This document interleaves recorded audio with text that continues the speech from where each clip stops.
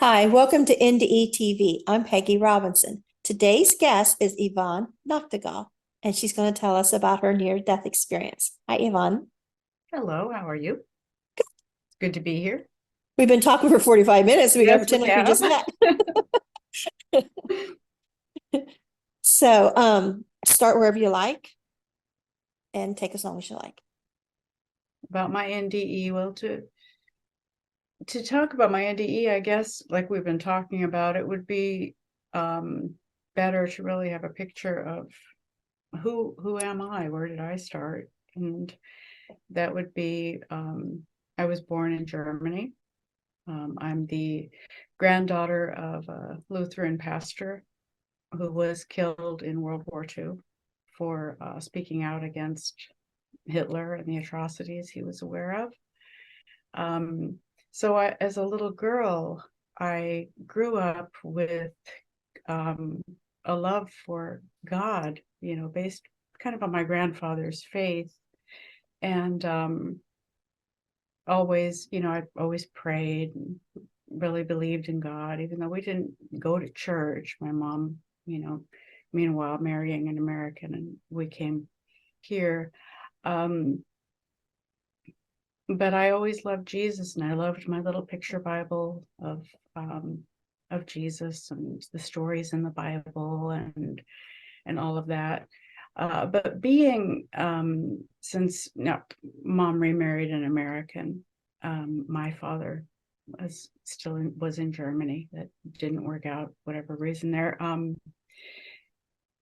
I was the child from the previous marriage. So, what would be applicable to this experience, this incredible experience that I was given, is that I never really felt like I belonged, like I was accepted. And I knew I knew God accepted me, but in my family, that that was not so much the case. My stepfather and my mom had a little boy, and that was more or less the family, and I was a little bit on the outside. Not to, not pity party story or anything like that, but just the real nuts and bolts of who we are and how these things shape us. You know what I mean? Um, and just never really felt like I was that significant or important of a person at all. And but I did love God. That was just in my heart from the time I was little, and I always felt like he understood me and he loved me. um so when I was about 13, excuse me, at it was a little Baptist Bible study. The teenagers there told me that I needed to really accept Jesus as, as my savior, as my God. And I said, well, he always has been, but I prayed with them, and something did change. There was a definite awareness of, a spiritual dimension to my life that maybe hadn't been there before. Um, Held on to that through rough teenage years, um, difficulties in a first marriage. Like I was telling you earlier, just kind of going from church to church and trying to find um, that life that I saw in the pages of my Bible. I just wasn't seeing that in people. I was seeing more like social clubs. I was seeing more, this just very human based kind of religion, and never really finding what I in my heart knew to be the true love of the God who created me. And always having, the insecurities of the family of origin, that I never quite was worthy of being an important person or anything. And I hope I'm not wandering too much with that. I'm just Oh, kind you're of fine. a You're giving a summary. Yeah. Yeah, summaries are tough, aren't they, in college when they tell you to, no, just do a summary. Yike. Um, so there in many times throughout my life, I've had many little moments where God let me know that he loved me, where I realized I am more than what this world would ever qualify me as being. And be it success, be it, being cool with the right people, be it, I tended to be a perfectionist. Anything I did, I was beating myself up to do it better than anyone else, um, and ever the problem with not finding this experience in churches that I was seeing in the pages of my Bible. I mean, these Christians literally going to their death with joy, you know, that wasn't what I was seeing at all. I was seeing a whole lot of, people saying, oh, well, this is the way you pray and that's the way you do it. Um, and then kind of casting you out if you didn't see things their way. So a lot of rejection, just like I'd felt at home. It was all, perplexing, but I just figured, well, my faith in God is my private thing, and these are just people and they're in the flesh, and you mature and you just realize, okay. So then my first marriage ended in divorce after 17 years, and I met my second husband in 1997, and we moved to Southern California. And let's see, there I even worked at a couple of churches there. I was senior pastor's assistant in one, worked as a graphic designer in another, and kind of had, at that point, my husband was a tour manager, working with famous music acts. So we had kind of the nice life at that point. And we were living in Carlsbad, California, kind of affluent, nice area. Everything was going well. And then I started to have these weak spells where just, I mean, like someone had pulled a plug on me. I was just weak. Went to the doctor repeatedly, trying to find out what it was, and hear my, lack of worthiness again, that didn't really fight to find an answer, but rather kind of tolerated them more or less brushing me off as though it was all in my head, you know. Started to have problems with my left hand. It wouldn't function. Now there, the doctor paid a little more attention, but still, they just tested my blood levels and whatnot. It was 7 years in all. It was 7 years of undiagnosed. In fact, what it was a very large brain tumor. It was almost 4 centimeters. So the symptoms got worse to where I had horrible headaches. I ended up in the emergency room numerous times with headaches. Still no diagnosis. And somewhere around that time, I think just when it was still the weakness, I had a dream. Now I'd had another dream about wolves before my first marriage ended and I lost everything. And the wolves in that dream had come in and devoured me. And so, and these dreams, when you have these premonition type dreams, you wake up and that meant something that was significant.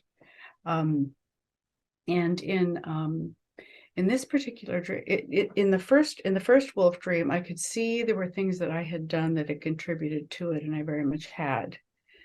But in this dream, I was living good. I was, I was living, I guess you'd say, faithfully before God. And in the dream too, I had all the fences were up around the house. Everything was secured. And there I was near the house. And yet I turned and there was a white wolf and a black and white spotted wolf. And they were enormous, and they jumped on me, and in the dream, I died. Woke up in horror and a cold sweat, and I realized things are about to fall apart. And I knew it. I knew it in my gut. So my health continued to deteriorate.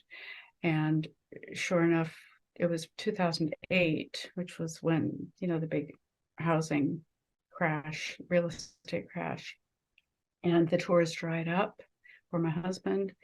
So we very quickly ended up losing everything. Our house was upside down.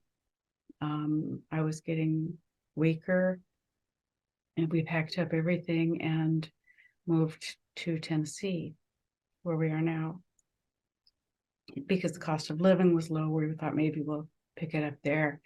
And as soon as I got here, my health deteriorated weaker and weaker, to where, my husband would go out to get-togethers, gatherings, anywhere, and I never had the strength to go anymore.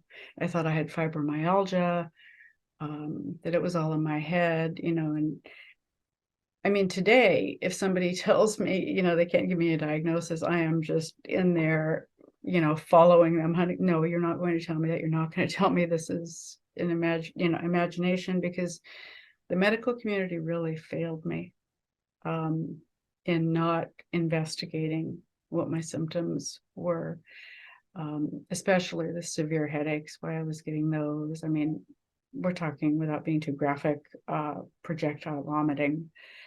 I was coming into the emergency room just vomiting like Reagan or something. And no one ever did a CT scan. They did a spinal once to check for an aneurysm, but but God, I say, I guess it was about November of 2010, I spent most of my time in bed, and I was in the kitchen, and I reached for the refrigerator door, and my hand went off to the left instead of reaching forward.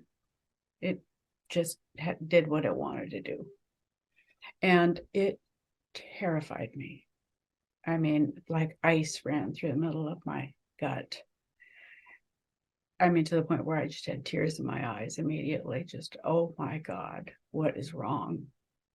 And in that moment, I heard a voice, and it was audible, and yet it was in my head. And I'd only heard that voice one time before, and that was when I was intensely crying about something when I was in my 20s.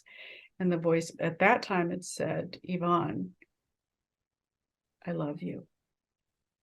And I know whose voice it was. So this time the voice said, "Soon it will be clear, then it will be over." And when I heard those words, the terror in me just dissolved. And I mean, I can't explain it any more than just like a healing balm seemed to go through all my veins. Just peace flooded me. And, I was still sick. My physical body was still struggling, but I knew there was going to be an answer. And that got me through the next few weeks. And it got much worse. It got to where I couldn't even stand up without holding on to something. And my friend Julie was after me every day. "Did you go to the doctor? Did you go to the doctor?" And at that point, I was too humiliated. I was too beat down. Just, no, I'm just a fool. I'm making this up. I'm causing this. I'm sure it's some psychosomatic thing. And I couldn't go to the doctor. And my husband was being a pill. I have forgiven him, but he was not a good guy during this.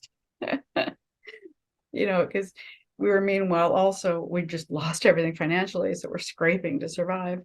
And he's like, "We don't have insurance anymore, and you can't go to the doctor." So that was no help.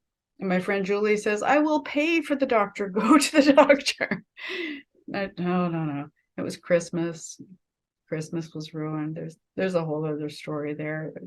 So many tangents I could go off into, but so then it was Christmas weekend and I couldn't go to the doctor, but Monday morning I called, made an appointment, and Tuesday, this is how impaired I was, because I had this thing in my head. It's like this big, okay?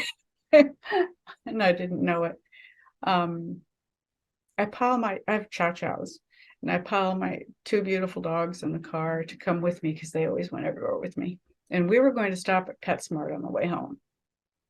And I couldn't even stand up. I mean, you know. So I go to the doctor and I wrote all my symptoms down because I was so worried he'd think I was crazy. So worried he'd, you're black sheep here, insecure, no confidence. I was so sure that he would just write me off again. So I wrote down the dates and details of symptoms, and I'm holding onto the wall of the building, even getting in the door, and immediately someone met me at the door and helped me in. I wrote all these symptoms down, and I'm in the room waiting, and he came in, sweet old man, and he sat down next to me and he patted my hand, and I'd given the nurse the list of symptoms, and I said, did you see the list of symptoms? And he said yes. And he pats my hand, so kind. It was just like, oh, he's being kind to me. And he said, we need to get you in the hospital. We need to get a picture of what's going on in your brain. And I said, you think it's in my brain? He says, definitely. There's something going on in your brain. So, and then again, the brain. We'll have someone take you to the hospital. Oh no, I can drive myself. My dogs are in the car. Yeah. And I take off. Mind you, here's how impaired I am, okay? So if I would have gone to the stop sign and turned left, the hospital was about, I don't know, quarter mile down the road. But in my mind, all I could figure out was if I turn right and drive 4 miles, that's where the freeway is. I can get on the freeway and take the freeway to the off-ramp, which is where, so I went like 6 miles, 8 miles, whatever, to even get there. It was crazy. But I went in and the CT, let's see what they did, a CT, and then I'm waiting in the room, and I'll never forget the doctor who came in to tell me what he'd found on the CT scan. He stood there at the door, and my heart just went out to him. I had this peace, and honestly, that peace had been there with me already a little bit, when I had the refrigerator door experience, and then when the doctor patted me on the hand, I said, oh, he's listening to me. There was just this peace that came over me that was stronger than the strength I had, and it's difficult to explain that, but it was supernatural. It was beyond me, and I knew it. And so here's this doctor, and he's trying to tell me what he found in my brain. I should have sent some pictures. The tumor is real impressive.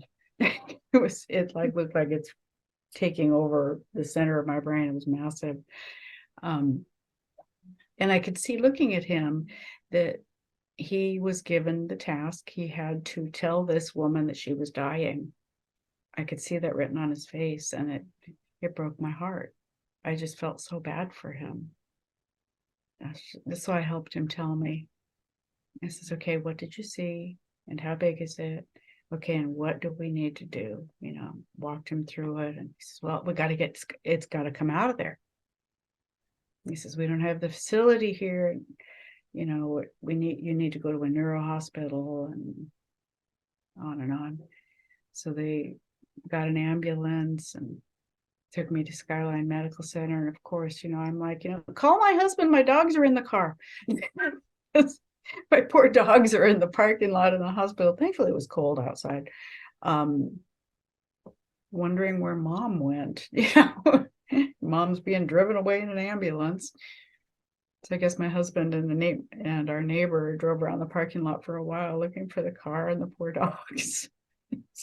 It's crazy. So we get to Skyline Medical Center, which was at that time a great neuro hospital. I wouldn't say that about it today. We had a not good experience with it just in December with my husband, but then they were a wonderful hospital. And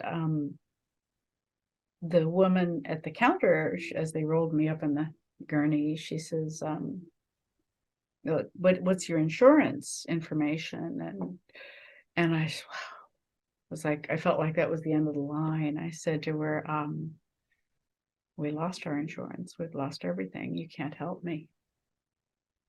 And she says, oh, just no, let's just get you taken care of. We'll worry about all that later. So in we go, and big MRI. Oh, they pumped this stuff through my veins that felt like lightning or something, and did a full body scan and really got a picture of what this thing in my head was. And it was decided they needed to reduce the inflammation before they would go in and remove it. So I was in the hospital, I think 6 days on steroids and whatnot before they went in to remove it. And all the time, I mean, you should see the pictures of me in the hospital. I am so full of joy. I mean, it's this joy that I was reading about in the pages of the Bible, and I never understood, how come I'm not seeing that in the people in the church? Well, I had it. I was just full of joy, full of faith. I knew everything was going to be just fine, whether I lived or died. I just had this complete peace. And so every picture of me in the hospital, I'm smiling. I'm just exuberant, really. And people, boy, they got you on some good drugs. But in fact, they had steroids trying to shrink the swelling. But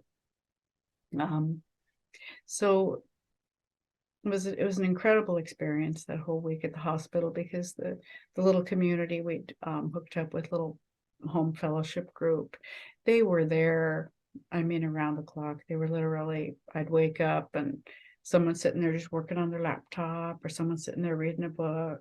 They just took shifts that I was never alone. There was always someone there, and that was just such a blessing. But the morning of the surgery, I woke up, I guess, about 4, when they took your vital signs, get you ready. It was the first surgery of the day. And fear gripped me like I can't even tell you. All of a sudden, I was just, and it was supernatural fear. It was beyond, there was so much going on in the spiritual realm that I was acutely aware of, beyond the natural realm. I literally felt like I was attacked by fear. And the only way I knew to combat it was just to praise God.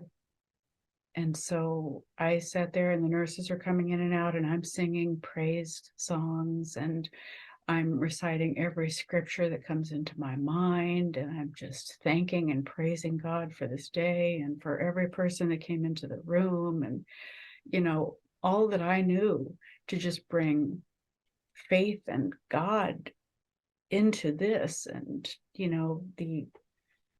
we were to resist the enemy, and so he'll flee. And so I just resisted his fear, and I just praised God and thanked him for it. And it was, I don't know how long it was, but the fear faded away. It went away. And they came to get me, and they go to get me ready for surgery. And I just loved everybody around me. They were just all such precious people. And then the doctor came as they're rolling me into surgery, and I says, "You're going to be a rock star in there." And he says, "Yes, I am."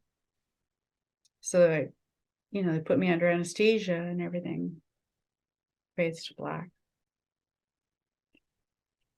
And next thing I know, I'm wide awake. and I'm sitting up, which is interesting because for some reason, I thought I'd be laying on my stomach and they're working on my back, on, the back of my head, because they opened me from here to the bottom of my neck. But I thought I'd be laying down. No, I was sitting up, and in real life, I actually was sitting up. So here I am, and it's quiet, and I'm looking around. There's all these beautiful lights all around me. And I'm just wondering, where am I? I couldn't, there were these amazing colors. It was gold, warm colors, gold and red and auburn, and it was glorious. These colors were something like I'd never seen before in this realm. It was just beautiful. And the love that I felt was like it was a substance in the air. And as I tried to look and figure out what was this, it was this enormous wing. And I was sitting on it. And it was holding me like, I don't know, like you'd hold a baby, like my head would be back here and my feet would be stretching out that way. It was holding me. And so I look down, I go to reach to try to touch it, just like a baby, try to feel it. And I realized my vision was perfect. I could see this being all the way to the minutest detail. Just by looking, I could focus in and see it. And I saw almost like veins running through him, but it wasn't veins. He wasn't made of, it's hard to explain. He wasn't made of particles like everything in this realm is. He was one piece, and he was light. It wasn't that he emanated light, that is what he was, but it somehow had substance, and it was strong, it was impermeable. And so somehow this life flowed through his veins, and as I reached down, it didn't occur to me then, it occurred to me later that I didn't see my hand, that my body wasn't there. So anyway, I was taking this all in, and I was realizing, okay, I didn't make it. It's all right. It's all right. And I knew I wasn't in heaven, but definitely in the spiritual realm. And I realized that when that peace had come over me, and even throughout my life, through all the years of insecurity, and that life is tough, what had held me, what carried me through was him. He was my guardian. And so it was like, okay, so this is what's been carrying me, this joy. I'm being carried. I've been being carried all this time. And so it was just the joy of knowing all of that. And I thought back to the world that I was leaving behind, and I realized, okay, God's going to take care of them. I thought my family, my children were there, and they were terrified, and my husband and all the people that loved me so much that were there, my dogs, which I'm so close. I had such close relationship with those dogs. But I only thought about him for a second, and I realized, no, he's got them. God was going to take care of them. They were going to be all right. And then I had this thought that was really profound. And that was that, everything that I'd ever done wrong, and it seemed like that's all I ever did was make mistakes in my life, I was just perpetually never good enough, that everything I'd ever done wrong, it had never happened. There was an awareness of it, that there were things that I'd done wrong, but not here. They were not a reality here. It was, and I realized this is salvation. This is salvation. And all those things that were never going to be mentioned again. It's just not part of me. It's gone. You know, as far as the East is from the West. So it was very affirming, and as far as, yes, I am saved. I'm safe, I'm saved, I'm loved by God, I'm forgiven. And that I was so loved was, we were talking earlier that the biggest, most profound thing that I came away from my NDE with was the confidence in just how loved I am, and that his love matters so much. I mean, nobody else's love matters ultimately, only his. It's everything. It's all I wanted. And I really struggle with words here. I always do. I stammer around here, because and any NDEer, I think, understands this. There just aren't words. This was holiness. And I don't think the world really can grasp that. And I was given this glimpse of holiness, and you hear Bible preachers talking about obedience, and here it was just like, to obey this love was the most natural thing in the world. It's all I wanted, because you just want to be around it. It's love, it's forgiveness, it's everything we long for. It's like, I always compare it to, when you're holding your baby, the love, almost the pain that you feel, you love them so much. And that love was being poured out onto me. And unworthy? No. I wasn't unworthy. I was dearly, preciously loved. And I didn't want to leave. I wanted to be there. I wanted to just, wherever he was taking me, just to be with Jesus, just to be with God. That's all I wanted. And the world, everything that I'd worried about and stressed about, and did people approve, and and my family rejecting me, and all those things, this whole big life was just this little insignificant blip compared to this eternity and this powerful God and his powerful love.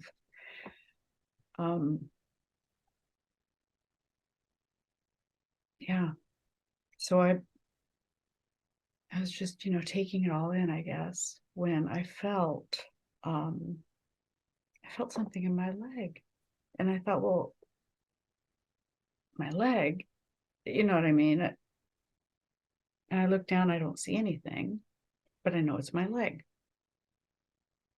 And then I was aware somehow that they were still working on me. I was aware of someone working at the back of my head.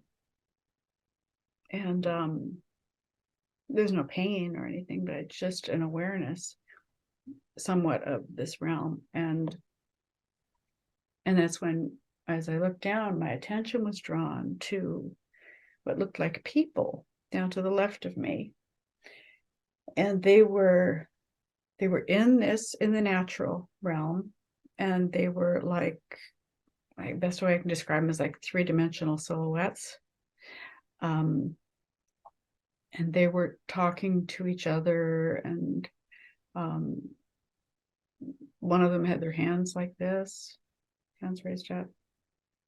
And I was just kind of looking at them, and then this being that held me spoke with this beautiful voice, the same voice at the refrigerator, the same voice that said, "Yvonne, I love you." It was the same gorgeous voice. And he said, the multitude is petitioning for you. And I just let that sink in for a bit. It's like, all of it is so intense. Every little instant of these experiences are just so intense and so powerful. And I mean, they can last an eternity. Each one of them qualifies, if that makes any sense at all.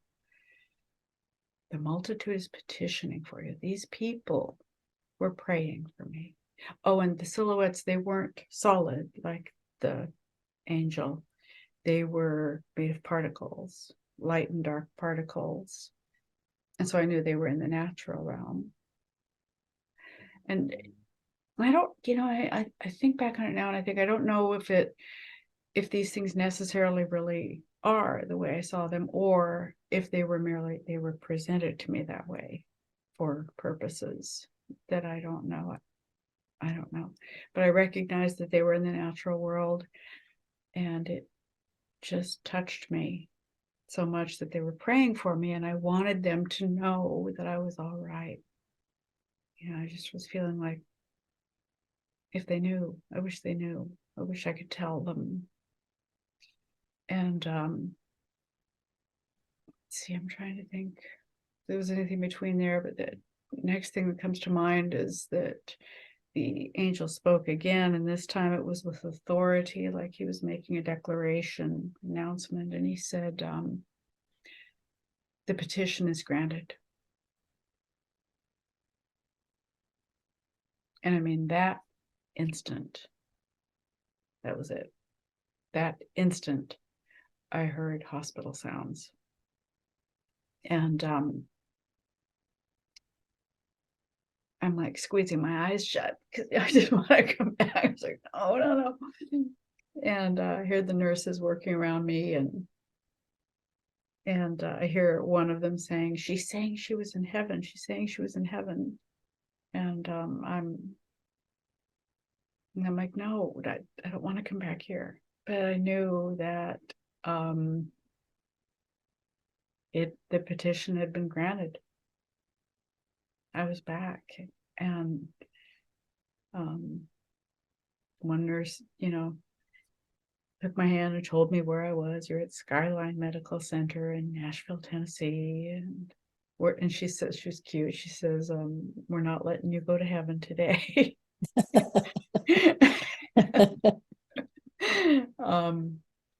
So yeah, I was back. But I was, again, the joy did not leave. Now, from that point on, I was aware of that other realm. I was aware of the spiritual realm. I was aware of the angel. I knew he was there. Couldn't see him anymore with my eyes, but I knew he was there. And once in a while I'd talk to him. I knew he didn't answer because he was this perfectly obedient being, and he only spoke what God gave him to say. But I knew he was there, and I knew I was different. I knew I was different, and all I wanted in my whole being, and that it really hasn't changed, even though I'm, clunking around in this body with failings and shortcomings and everything again, and the insecurities crop up. But I've got this deep knowledge of how loved I am, this deep assurance of my salvation, who I trusted, the trust that I put into Jesus Christ, the man who lived the perfect life and rose from the grave when they killed him, and did it all so that we could be forgiven of all of our inabilities to ascend to holiness. I mean, we can't get there, and through him we can. So that was, for me, the gospel was affirmed, and I knew I was saved, and my life changed in that my focus wasn't on, I was a graphic designer. It wasn't on I lost all interest in that. I lost all interest in anything having to do with this world. And, my website, christianobserver.net, and the videos that I make and everything I do is about getting, just getting that priority right.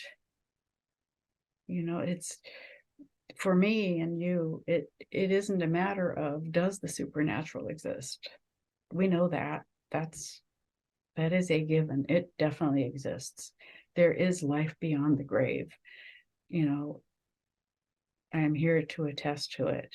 It does exist. And the question, I believe, becomes, what is the truth coming from that realm? Because you hear, which is what my book addresses. I wrote a book, Glimpse of Glory. I haven't got a copy here, Andy. I should have. Anyway, is, well, the NDE experiences, we each come back with different stories. And in examining them, I found that it really is kind of based upon what our spiritual situation is in our lives. It sort of parallels, for example, Muslims will see, things that associate with their religion and whatnot. So my book kind of examines them like, okay, it's a given. There is a supernatural realm. The question is, what is spiritual truth? Since NDEs come in and they'll, almost contradict each other as far as what truth is. So how do we determine spiritual truth? And, for myself, the conclusion is, what has been shown to us, what's been given to us in this world, what has the supernatural done? Is there evidence from the supernatural to show us what the truth is? And, Jesus Christ did that and rose from the grave to prove that he was God. And I feel like I need to, maybe this is a part of why I had all those struggles with the different churches I went to, is to see that church is an institution. And my website and everything, I'm really kind of tough on institutionalized church, because it's really taken away from, I believe, the simple truth that there is a creator and that there is a fallen one who really wants to keep us away from our creator. And that there are two, in my book, I'd come down to there are two religions in the world ultimately. And that is true Christianity. And I'm not talking about the institutionalized church, but I'm talking about the man, Jesus Christ, who came to atone for our inability of ourselves to return to this state of pure holiness. I hope I said that correctly. But that, and everything in the world, the mystery school teachings come in all kinds of forms. I don't know if you're familiar with mystery schools. The mystery school teachings, it's the teachings that originate in Egypt and Babylon. They're basically mysticism and law, and they've taken on every form known to mankind, all of it to just turn men to thinking that they can do something to achieve holiness, salvation. I mean, like the law of attraction stuff? That would be among them. Okay. That would be among them. This is where they say that we are gods, like there's not a God, like we are gods. We can manifest anything we want. And I'm like, really? How come I haven't won the lottery yet? I get the wrong ticket. Right, exactly. Or the secret, and that kind of thing. The book The Secret was big, kind of talks about that, and that kind of stuff's even crept into the church, the institutionalized church. They want it to, don't they? Prayer these days is really I'm sorry, and I know I'll offend people, but it's witchcraft. They're calling things down from heaven and assigning the spirit to go here and And the there. Scientology, like the No. Hollywood religion, you know. That's no. Oh, that's Scary. a good one. Oh yeah, they're scary. But there are so many different brands and types and colors of it, all the way down It to is. simple rabbinical law. And they don't agree with each other. So how can it be truth if none of them Mm. agree? But it's just, oh, believe this, oh, believe that. Religions don't either agree with Whatever each you other. want to believe, that's okay. It can just be true because you want it to be. Well, that makes no rational sense. It just doesn't. I'm sorry. And I don't know. And you got your people that think that we come from the Pallades. And I mean, my website's got 4,500 articles on it if you ever want to entertain yourself. I just had I've a gone into thought. all this stuff. Like if we manifest when we go to heaven of what we believe, like say oh they saw an angel because they believe in angels, like, or maybe you never believed in angels before, or you saw Jesus and so that's what you saw. Well, maybe they never believed in Jesus before, that kind of stuff. But so I'm thinking, like, if you manifest that you are God, well, good luck on the other side if you are God, Right? because I don't think there's a heaven created just for that. I don't know. No. That's actually, the Mormons kind of have that theology down, right? Isn't that sort of their corner? I don't know. That they believe that if we do all of these good things, works, that we will ascend to, and you have to be married in the temple and blah, blah, blah. We will be gods and goddesses of our own planet.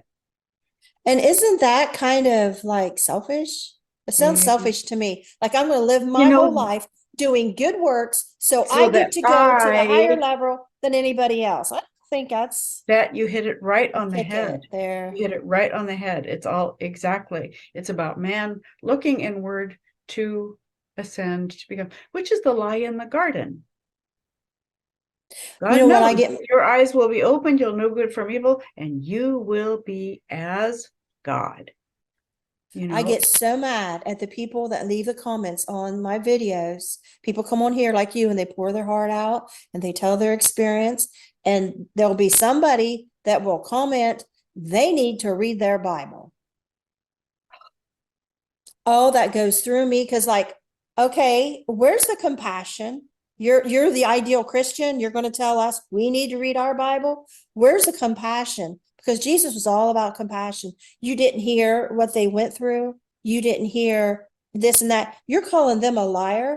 If you don't know for a fact they're lying, then you are bearing false witness, not them, you. So how do you know in a 45-hour video that this person is a liar and you are calling them a liar? That is bearing false witness. Yeah, the bottom line, I mean, I think the heart of what you're saying there is it's not love.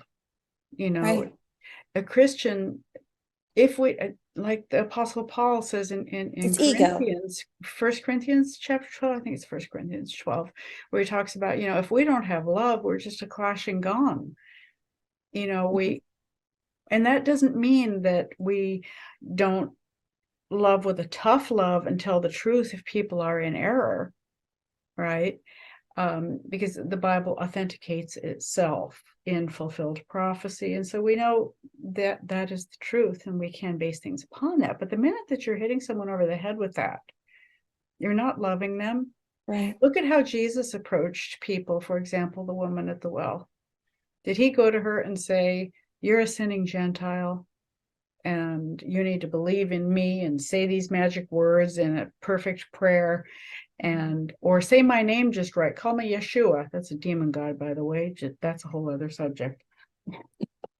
I had somebody at an IONS conference yelling at me because I say Jesus, and they start getting up and like this with their fists screaming, it's Yeshua. No, it's not. Sorry, I just on my website, I posted a real good video another girl put together. And I mean, I've written about this. I've got several articles about it, but about the sacred name, which is, it's a Kabbalah thing, is this whole use of sacred names. Yeah, she goes through showing, Yeshua, the Pharisees and Jews, and I'm not anti-Jew, don't even go there. But they initially, I'd say around 1500s, I think, shortened, it would refer to Jesus as Yeshu, Jesus. They took the S off, Jesus, and now it's Yeshua. But I don't want to go off into that tangent. Now, can you tell me about your grandpa? Jesus, my grandpa? Yeah, Got him. that's an interesting story there, right? My grandfather was a Lutheran pastor. He was very outspoken, and of course during World War II, the the Reichskirche is what it was called, the Reichschurch, Hitler's church. That was the supported church of the state, which is kind of where you see the need for the separation between church and state there, because they were supported financially, and anyone who had a church had to follow certain guidelines. You had to preach certain things and not preach other things, or you would be in trouble with the state. Kind of like the church 501c3, but we don't need to go there because that's kind of where we're headed. But he felt like the truth was more important. And I know that the love for the truth that's in me and the confidence to share it and dig into it and expose it the way that I do today, that God blessed me with that experience, I believe, to really affirm for me my worthiness and how I'm loved, right? But I also know that there's a legacy of my grandfather, who loved the truth so much that he gave his life for it. And he spoke out against Hitler, and he spoke out against what was being done to the Jews. And so see, I'm not anti anybody. My grandfather died speaking out against what was being done to those people. They killed him? They arrested him 4 times. And the 4th time that they hauled him off, they had a practice back then. It was kind of a primitive germ warfare thing. They would throw an infected patient in with the populace, and a tuberculosis patient was likely thrown in the populace with him, because he was, when he came home from jail, he was sick, and he died very shortly afterwards. So I don't even hesitate to say they killed him. I know they did. The whole family, we know the Nazis killed him. So I think he was, in a very real sense, he was a martyr. He stood up, he spoke the truth, he saw people being persecuted, and he wasn't going to turn a blind eye and say nothing. He said it. He said, this is what this man is doing. He preached it from the pulpit, and they arrested him for it. Yeah. So it was obviously horrendous for my mother's family, the children. Then all financial aid was withdrawn.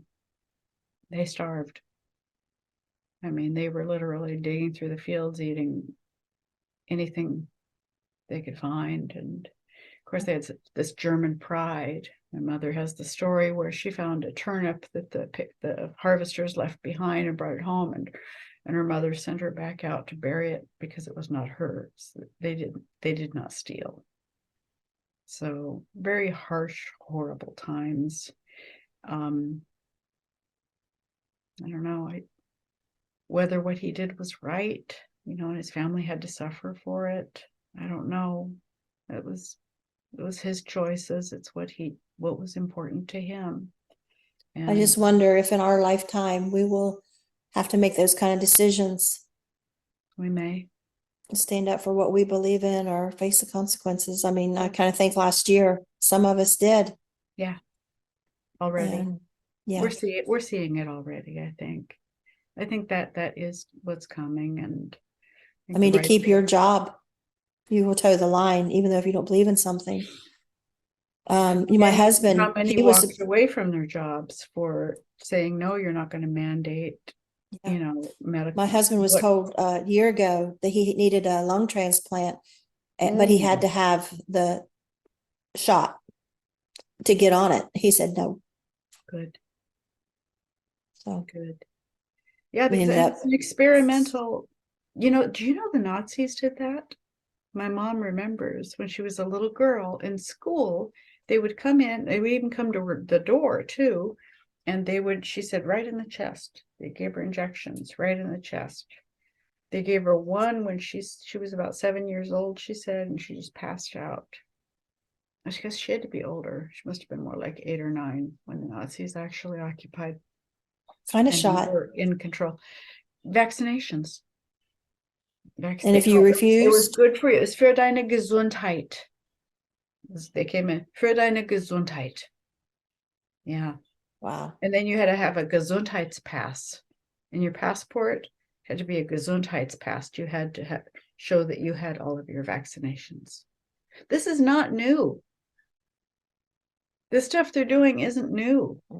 And the young people today, they don't have that history. But that's why, frankly, why they want to get rid of the older people, because we know We're going to be expensive. we've seen it. We've seen this stuff. Maybe not my generation, but my mother, she's 89 now. She's seen all this. You should hear her. She gets. I know our medical care is going to cost a lot. Yeah, and we have harder and harder when we have conservative opinions. Conservative opinions are on the way out. Of course, then I don't know if you listen to Brezhnev, who was a KGB defector, 1986 video of him, I believe. He talks about, the takeover of the US as was told to the Soviet spies then. It was going to be from within. They were going to, through the universities and, schools that.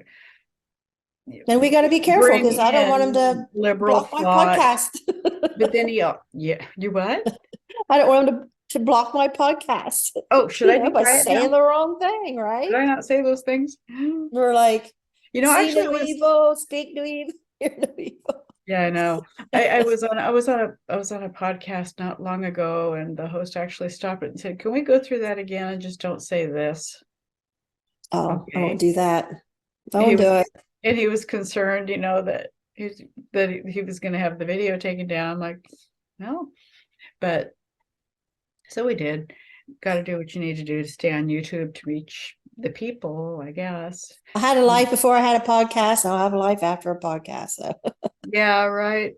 So, but I hold conservative values, but I'm not political at all. I doubt you are either. Are you? No, are you? I don't know. I pretty much. I think I am political. Okay. And I think I am religious, and I think I am Christian, and I know I am Christian. You know what I mean? Like, if I have something to say, I'll say it. Good. I don't let people shut me up anymore. I used to have that fear and that doubt. And once you turn, at least for me, once you turn 60, you kind of know where you're going, you know? Oh, I remember. I remember 50 was a big moment for me. It was just like, I have an opinion. Yeah. And then you can like give it your best shot of shutting me up, but yeah. Right. But I mean, when I say I'm not political, I don't trust in any political system to get us out of this. I think what's happening is worldwide. It's much bigger than I can see manipulation on both sides. Yeah. Yeah, I think it's much more than just the left or the right, conservative or liberal in the US. Now, I mentioned Brezhnev because he says that, that liberals eventually will be done away with when, the entire process is complete of, undermining the United States. Might want to pull up his video if you're interested. But, people that are trusting in a leader to change this, I'd say they're all going to be subject to being bought. And yes, exactly. And they're all owned by the same there's the We're powers being that are played. running this world are not the powers that are being presented to us as running this world. No, they're bankers, they're Money. wealthy people. Their God is Money. money. Yeah. Either side. They're ultimately money. Exactly. So it doesn't matter who you've got, they play both sides. And they're going to drive this world where they're going. And I think it's going to be the goodness of the people. Yeah, that believe in the goodness and I do believe Christians need to lead things. I do. We do. I mean, so we have to speak up. I mean, it's not far off where we're going to be putting our life on the line for speaking the truth. I'm already aware when I'll put it there things on my website, because we both have been on the other side. We've both been on the other side. We know putting our life on the line. Oh well. So what? Oh well. But but they know that as far as the tyrants, they realize that people, especially Christians, are not afraid of dying. Genuine Christians. Now, I don't know about your church-goey people, but genuine Christians aren't afraid of death. NDEs especially aren't afraid of death. And so, instead what they'll do is they'll hurt you through loved ones. And so there's that. I've So experienced that through the government ahead of time what you believe. And I have no faith in our government. None. Yeah, nope, my faith is in God. We're definitely no faith. I know how corrupt. I know it firsthand. I'm trying to sue the local, state, and federal government right now. Oh wow, that's big. Oh yeah, it's big. Nobody wants to touch it. And they all know it's true. They've never doubted a word I have said for 30 years in cases and complaints I've brought. Because I used to work for child protection, and they end up using my adopted children against me as revenge. And now it's on my grandchildren. They're using as revenge, and everybody knows it's true. They know what they're doing. They blatantly, you have investigation done, and they end up saying, "Guess what? We have a rule. We don't have to go by the rules." So I have no use for our government. With society, and I mean, it's in all areas anymore. It's just the blatancy of evil. It is the blatancy of these evil organizations, these evil corporations. The blatancy. It's like, well, what are you going to do about it? We're just the trans up there doing these strip teases in schools, right? Yeah. Oh, but let us NDEers go in there and tell kids about our NDEs. We don't have that, right? Oh, we wouldn't want to do that. We wouldn't want to do that. I mean, I wouldn't do that. We wouldn't want to shatter their empirical. Oh, I shouldn't get sarcastic. Right, but we have enough sense to know that's not age appropriate. They're being trained up in this empirical paradigm. They're being trained up to believe this is all there is.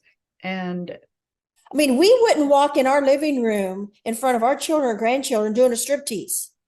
But we're going to let these trans people come in at school and do it. And the adults are clapping. What is wrong with those people? Okay. I don't know. If that's liberal, if that's their goal in life, is to sexualize children, to tell children you should have this surgery and get mutilated. Oh my God. At this young age, let's get you mutilated before you're old enough to realize, what the heck did I just do? Now I can never conceive children.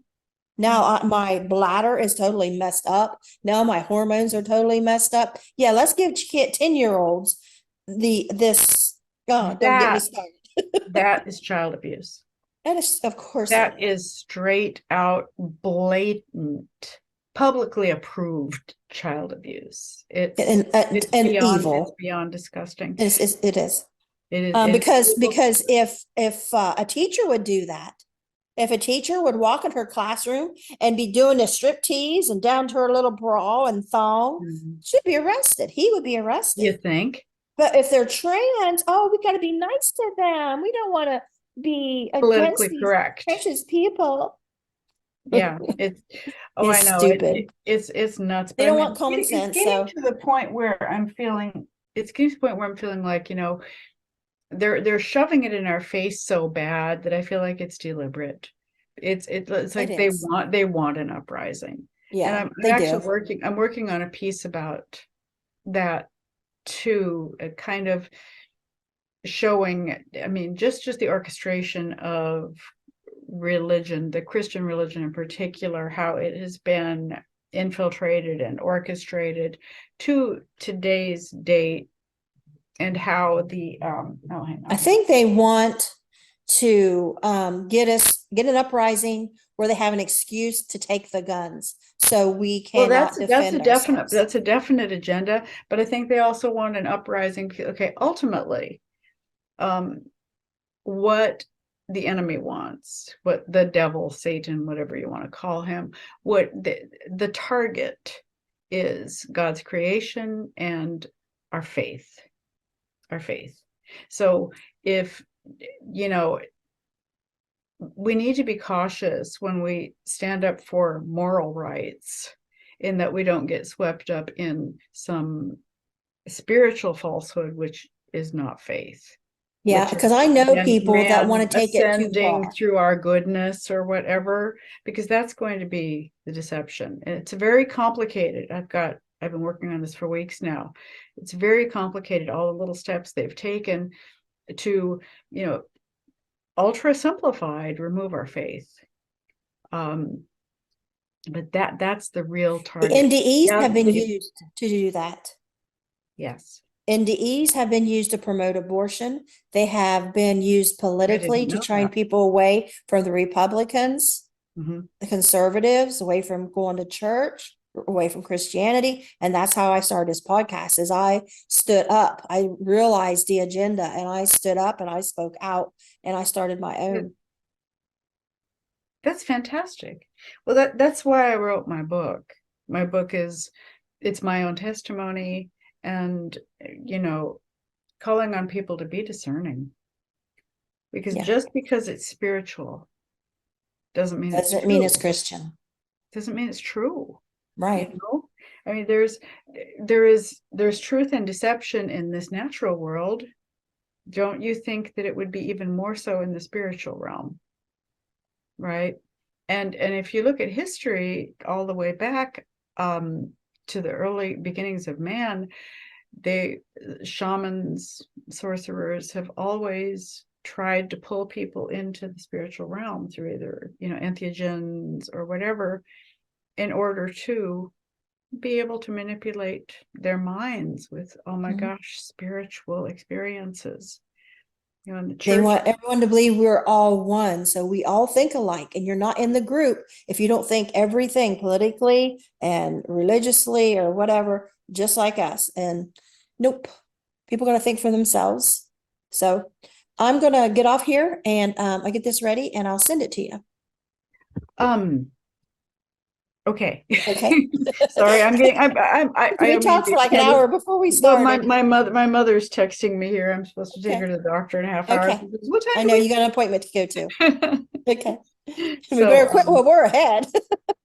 It's been wonderful talking to you. And okay. You too. Yeah. All right. You have a wonderful day.